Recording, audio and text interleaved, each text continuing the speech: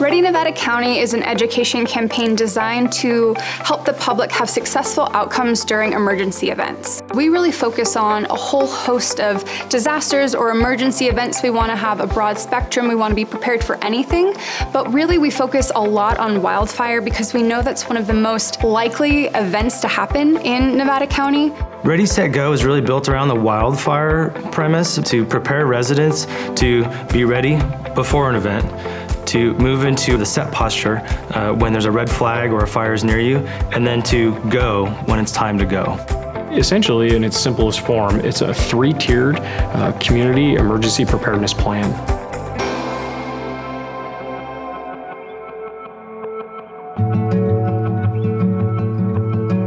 I have lived in this house, which we built, my husband and I, 26 years ago now, actually. We selected the hardy plank, the concrete siding, and also the metal roof. Then when we moved up here and heard about the 49er fire, that's when we started to say, wow, this really is even more important than we first realized. So the 49er fire is one of the most historic fires in Nevada County's history. They figured it changed the laws of the state of California that said this is how you have to protect your home. That came out of Nevada County. Steve Eubanks came from the Fire Safe Council, and the main thing we needed to pay attention to was the ladder fuels. Planting has been removed from the edges of the house so that it does not touch the house. It was an incredible service from the Fire Safe Council to come out and spend a couple of hours going through this property. So the ready phase is when there's no immediate threat to you and your family. This is the time when you should be doing education and planning, whether that be training, educating yourself, or accumulating equipment, hardening your home, creating defensible space. Defensible space is really all about creating a buffer zone between your house and flammable vegetation. We really focus on defensible space around the home, that first 100 feet, but also around the roadway too. Another aspect of the ready phase is hardening the home, and really what that means is making your home more resilient to wildfire. That's going to be putting the fine-grained mesh around the vents of your home so that embers won't get under your house or into the eaves of your house. That's going to be using non-combustible materials on your deck and around your home. So when an ember storm comes through, it's not going to ignite your home itself.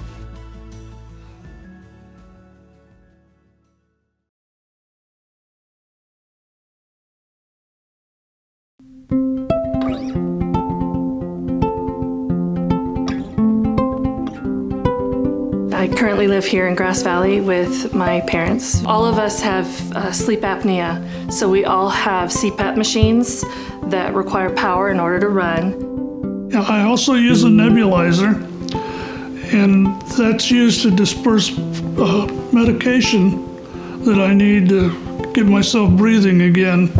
When we have safety shutoffs, we have to hook up our equipment to batteries that have inverters. We have a generator that powers some of the things around the house, but then I obtained a pretty substantial battery from Freed, and it was so easy to go through the process to obtain a battery that I would recommend it to anyone who might have medical needs that require power, or really anything. I would highly recommend contacting Freed.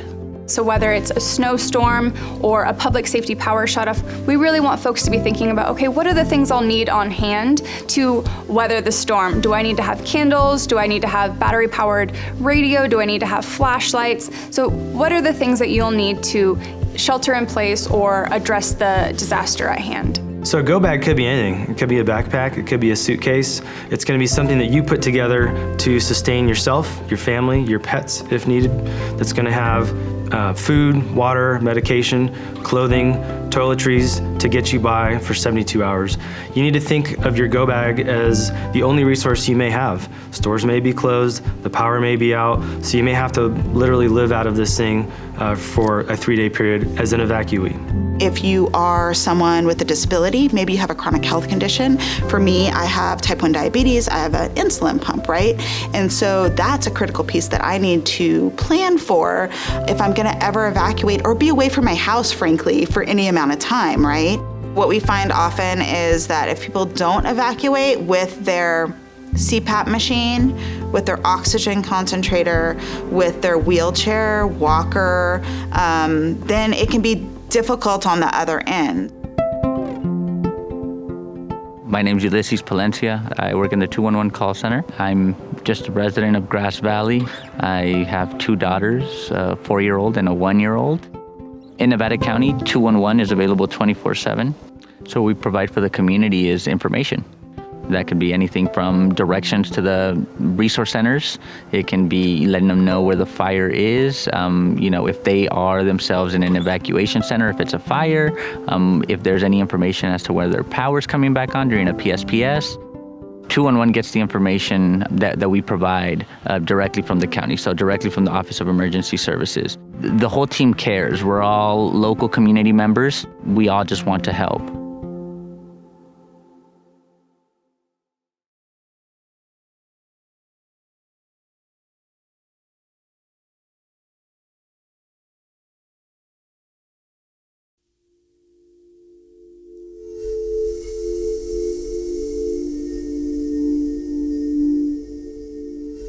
So we were all sleeping in bed on Thursday, November 8th in Paradise. And first the house phone rang. Picked up my phone. It was my sister who lived a block or so away from us. We were woken by a telephone call from my daughter. She said that we were being evacuated. I left sooner than them. I had everything ready. They were on the way out the door. There was not time to think about what you're going to take, what you're not going to take. The night before the fire, I knew it was a red flag warning, and I knew that it was a high risk. So on my way home, I filled up the tank.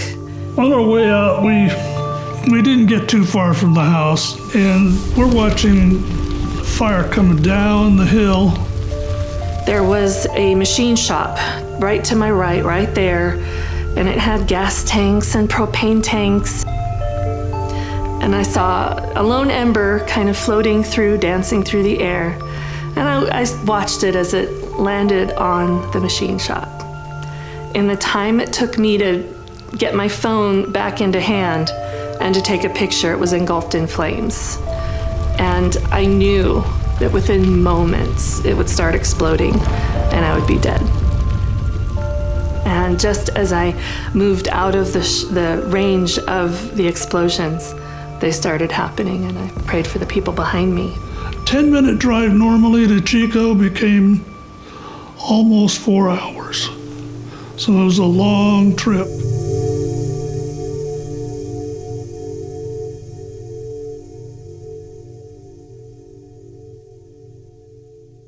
We started to hear a pattern. People kept telling us their story of how they escaped the campfire. And they talked about how if it wasn't for my neighbor who came and knocked on my door to tell me there was a fire, I don't know that I would have gotten out alive. If it wasn't for my son who lives next door picking me up and putting me in their car and driving me out of there, I don't know how I would have survived. And so I started really thinking about this connection between isolation and how connected you are to your community, to your neighbors, to your friends, to your family, and how that can be really helpful in a time of a disaster. So we were actually the beneficiaries of someone making that plan in advance to have that group of people that they were going to call. And that she saved my life that day. So absolutely having that network really saved lives. Find your five. The idea is that, find trusted allies that can be there and can be responsive and will check in with you if a disaster were to happen. So we recommend that you put people in your network that are down the street, that are maybe the next town over, that are outside the county, and maybe even outside the state.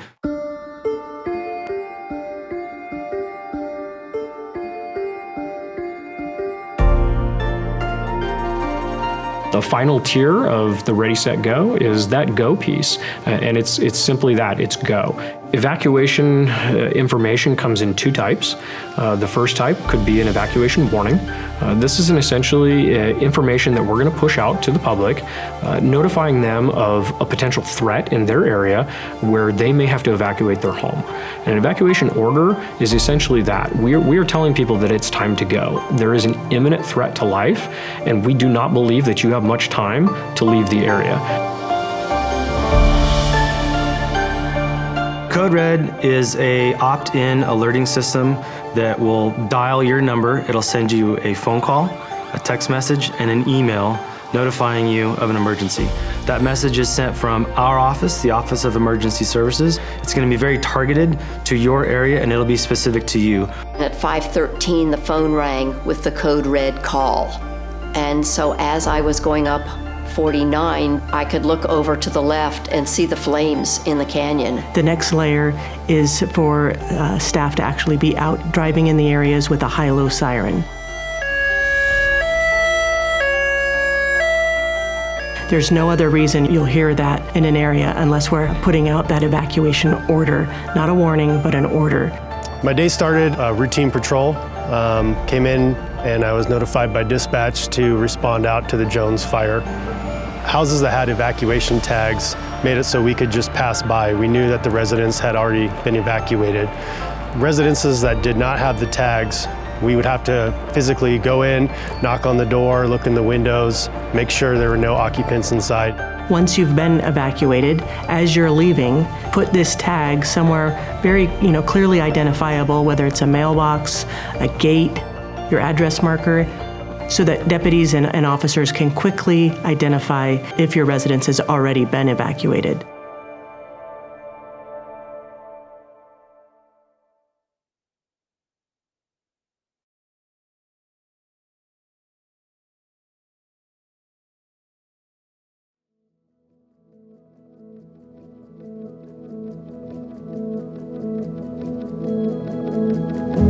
You look out my back window here on the east side and you see how close this fire came. It was certainly a shock, and at the same time it was such an incredible relief to have the house as safe as it was. I think with personal preparedness and being ready, it can feel overwhelming. It can feel like a lot to do, and the most important piece is to just start with one little bite at a time. Just start the conversation. Have some sort of plan. It can be as small as a meetup place, a destination that everybody will get to, everybody in the household will get to if there's a disaster. Recognize you live in a community, in a county, that really does take the emergency response as a priority. We have worked diligently throughout the last few years on ensuring that not only our staff are trained and prepared, but we're also putting that out for our community. The more prepared you are in your own community, the better the outcome is going to be. The level of community awareness, they have to be part of the solution. They have to communicate with their neighbors. They have to be part of the discussion in communities. They have to support the response, the prevention, the education, and ultimately the collaboration and the engagement. People have to be engaged at all levels. The more you think about it now, the easier it will be when the time comes that you need to evacuate. We've created this network, and we want you to make sure that you know that you can tap into that. So if you are feeling a little bit overwhelmed, not sure where to start, reach out to one of our offices, reach out to the Fire Safe Council or 211. We're here to support you.